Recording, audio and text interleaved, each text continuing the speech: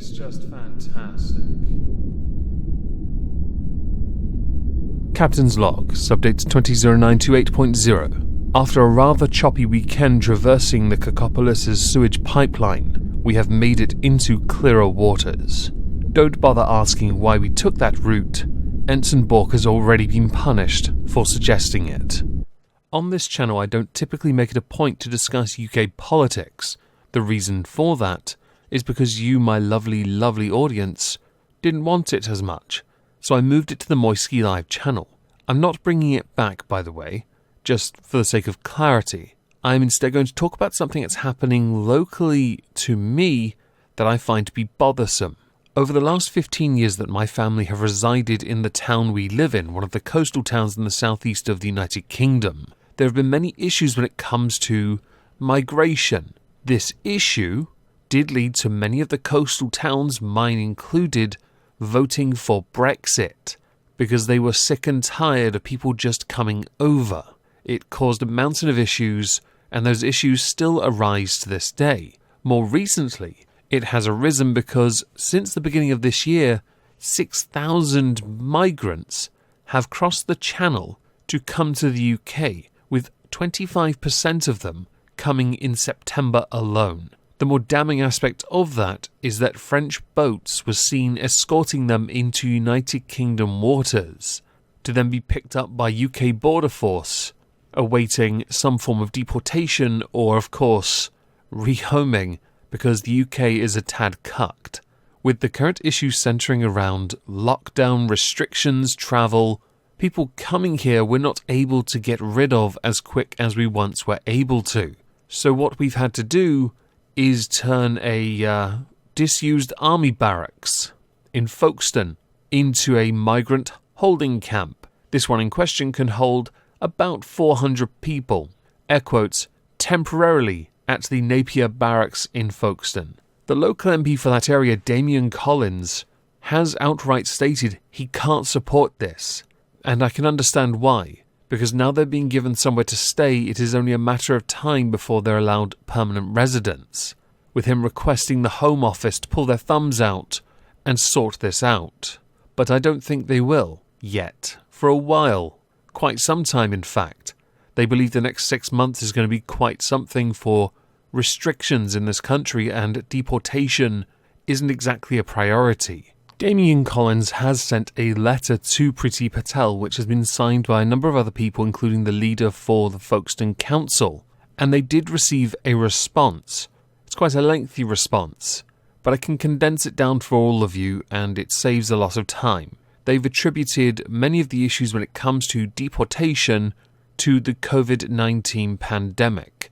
So naturally, they are now considered asylum seekers remaining in the system. Generally, when it comes to the discussion of immigration, migration, or those crossing the channel and entering the UK illegally to seek asylum, I hold a very strict view. I am pro-immigration, but I'm very much anti doing it any other way that is not the official way. I.e., you don't cross in a dinghy with your kids in tow, use them as a weapon to seek pity, so that you are then sped through a system that others are trying to get through legally. To me, you are doing it through improper channels, and you are pushing someone else who is more deserving because they are trying to do it properly out of the way. That might be an unpopular opinion to some, but it is the one I've always held. If you bring something to this country, great. If you've got skills, fantastic. If you've crossed the channel on a dinghy that is sinking that the French have pushed across the line so we have to take responsibility of you, or you have crossed then, landed in Kingsdown, and fled, there is no version of a reality where I'm okay with you seeking asylum here. I'm really not. Since receiving the response from the government, Folkestone and Hythe District Council have hit out a little bit, because there was a considerable lack of consultation on this matter, along with a lack of communication with regards to how the government and the Home Office specifically plan to proceed with this. That's understandable though. Over the last 10 years, the Conservatives have developed a track record for utter shite communication, whether it be them not handing over statements before they go into Parliament with enough notice for the opposition to plan a response, or whether it be them acting and then leaking it to the media instead of to Parliament first as they are supposed to. It is politics, basically. Interestingly, the MOD has a number of training estates, but since no military personnel will be on this site, they are going to instead relocate the training or reschedule it until, they can use the barracks again. Yay. Immigration Minister Chris Phillip, who is the one that responded to Damian Collins, has said of the 6,000 people that have crossed the channel to Britain, 14 of them have been deported, with him claiming that it's because of last-minute vexatious legal claims that delayed their departure. Border Force have been a lot busier in the channel since Brexit happened. This transition period has brought out a more spiteful side when it comes to those either fishing in our waters when they are not allowed to, or those boats. My brother-in-law and I sat near the lighthouse in St. Margaret's, which is quite close to a cliff edge, and we watched one of those dinghies make land. It was quite something, because they scattered. It was amusing to me that there was nobody there to either stop them or waste more taxpayer money giving medical treatment to those who have come across a border. I sound very anti-immigration at this point, don't I? I'm really not. I'm anti you not doing it properly. And I'm very much aware I will have someone in the comments, because I've had this many times, telling me that they have technically done it legally. No, they haven't. They have a legal claim once they are here, which is what bothers a lot of people in these coastal towns.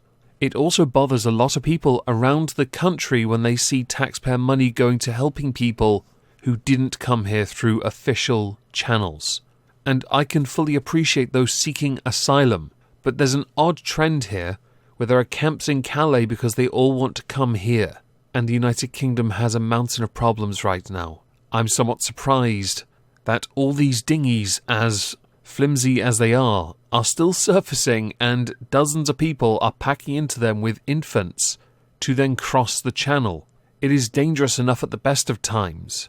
Where I live, you are subjected to that, the wind that is, on a daily basis, and I'm on the land. To be in the water is far more dangerous than anything I could experience, and it's brutal enough on the land.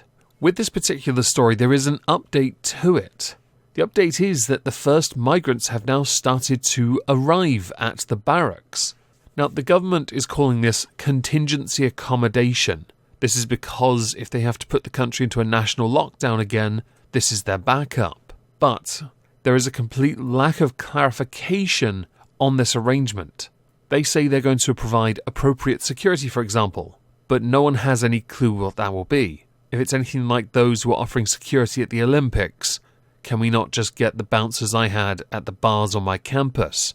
Those guys were brutal. They're also assuming that people will be able to come and go freely from the barracks, so there is an impact, a question certainly, on the rest of the local community. And I should point out from earlier, the 1,500 that made the crossing is a record within a month, a quarter of this year's in September. I assume they're making the most of it, and France are just letting it happen, possibly providing the bloody dinghies in the first place from their vaunted military supplies. The Home Office claims this eases the reliance on hotels, which saves 50% for the taxpayer. It is also understood as a final bit that a military barracks in Wales is being considered for housing migrants also as a contingency. Needless to say, I'm not overly fond of this arrangement. Understanding the circumstances, sure. But I'd very much like to know what the Home Office's plans are when it comes to this, because they're not being open or transparent about it, which is why I take such issue. I will state one last time, I am not anti-immigration. I'm very anti-illegal immigration because it bugs me, it bugs locals. For different reasons, of course. Bugs me because it bugs them. It bugs me because there are people who lose opportunities, or because taxpayer money's been spent helping people who have not come here legally. And it might sound like a small thing, but really it's a big thing. I can appreciate them not wasting housing that the United Kingdom is already struggling to build, so using an empty barracks is an option, but the fact they are having issues deporting implies they're not going to deport anyway. With what I've discussed, I'd love to know what you think, so please do let me know in the comments down below. If I don't see you on Twitch for some murder fun time, have a fantastic Monday, and thank you all for listening.